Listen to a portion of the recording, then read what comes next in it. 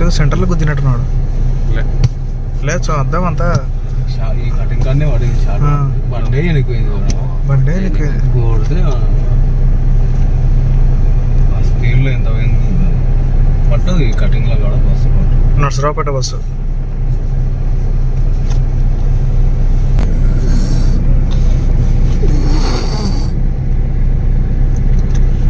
ఇది హై మీద వస్తుంది కదా పైన ఊపున్నా.